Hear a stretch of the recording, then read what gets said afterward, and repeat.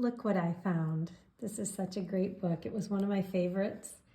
It was my sister's favorite too. We wrote our names on it. Or actually, I probably wrote our names on it. We shared a room, and this is called This Room Is Mine. There's some jump ropes. Obviously, the book is very fragile. This book tells a little bit of a lesson too. It talks about, well, you'll see, but it's interesting that even when you win an argument, sometimes you end up actually losing. So this is called This Room Is Mine by Betty Wren Wright, illustrated by Judy Stang.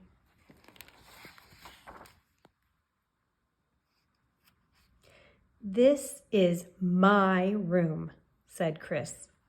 That was what she always said when she was angry with her sister Mary.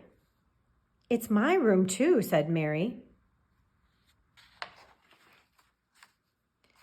"This is my bed," said Chris. She thumped hard on the bed. "This is my pillow and my elephant. This is my rug." "It's my rug too," said Mary. "Part of it's mine." Chris had an idea. She found her jump rope and laid it on the floor right down the middle of the bedroom.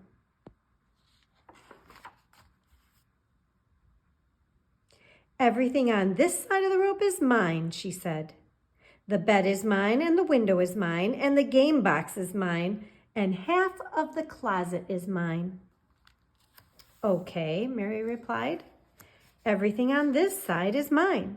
The bookshelf is mine, and the laundry bag is mine, and half the closet is mine, and the door is mine."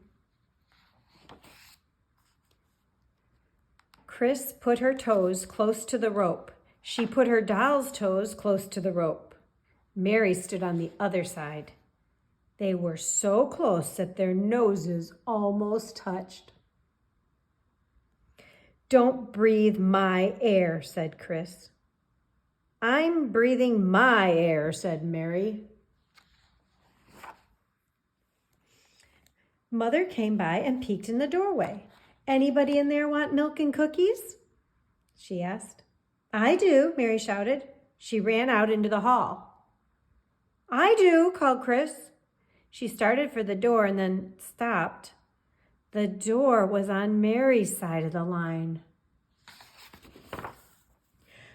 "I don't," said Chris. She went back and sat down on her bed with her doll in her lap. When her mother came by after a few minutes, she was still sitting there. "Mary's eating chocolate cookies in the kitchen," Mother said. "Do you want some?" "I can't," Chris replied. "This is my side of the room. She can't walk on my side, and I can't walk on hers." Mother looked at the rope on the floor. "Oh," she said. "I'm going to stay right here forever and ever," said Chris. "I'm going to live right here. I'm going to grow up here and never go out until I'm an old lady." "I see," said Mother. "Well, I'll stop in to visit sometimes." Chris thought about what it was going to be like to stay on her side of the room forever and ever. She would have her very own Christmas tree on the game box. She would have her very own horse on the rug. All her children would live there with her and never step over the rope. That's a lot of children. You could pause and count if you want. That's a lot of socks on the clothesline too. And when company came, she would pull them up through the window in a basket. Mary came in. She stood with her toes touching the rope. "I'm going to the playground," she said. "We're going to jump rope. Do you want to come?"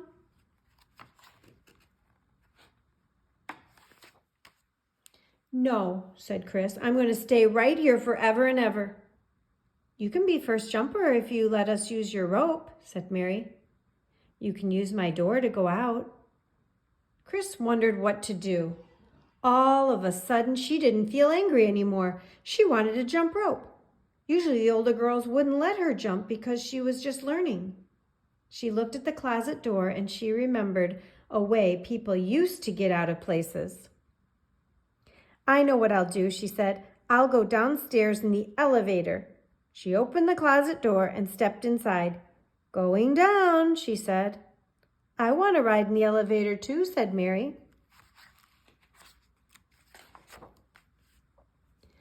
Chris gave the door a push so that it was open on Mary's side of the rope. Step inside and face the front, Chris said. Going down. What floor is the playground on? Asked Mary. First floor out the door, Chris giggled. She stepped back into the bedroom and picked up the rope. I thought you were going to stay on your side of the room forever and ever, said Mother, as they ran through the kitchen. It got too crowded, said Chris. I'd rather jump rope. And she and Mary ran outside.